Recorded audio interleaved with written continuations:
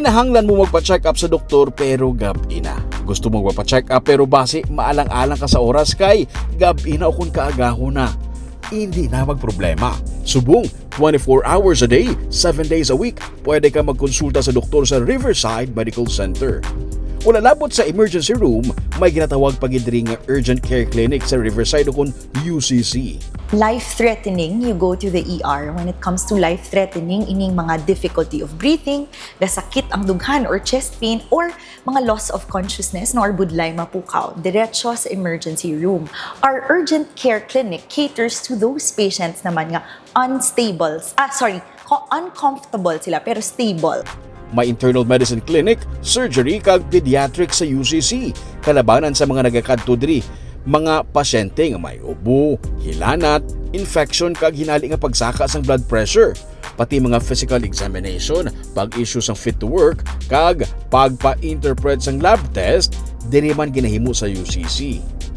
Ang kinalain sini sa usual nga clinics sang isa ka doktor kay bisan sarado na ang mga clinics nga nag-operate during daytime clinic hours, ang UCC nagapabilin niya nga bukas. So if example, kung after 5 PM ka, pwede ka na dayon kakadto sa amon nga UCC.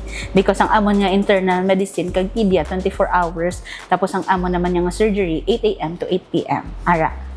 Okay. So, bisan gab-i? May doktor kami da.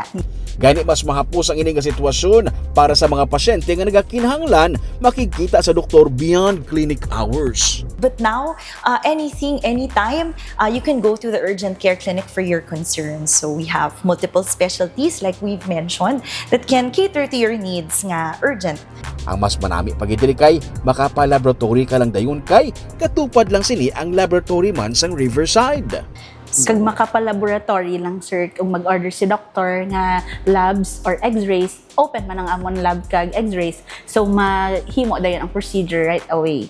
Kung kinahanglan sang pasyente nga isaylo sa ER kung emergency room, kaukon sa iban man nga parte sa hospital, mas mahapos na lang. And if deemed necessary nga need mag-escalate care, we also can divert these patients to the emergency room for more emergent na care. Kung na-confuse ka kung diin ka dapat magdiretso, either sa ER o kung sa UCC, may aras ang triage man nga among nagabulig sa mga pasyente kung diin sila nagakadapat nga magdiretso. So next time nga maglain ang pamatsag, 10 oras ang kagabihon pero daw hindi gid man seryoso.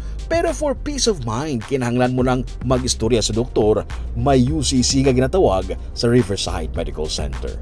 For more inquiries, magtawag lang sa number sa inyong screen.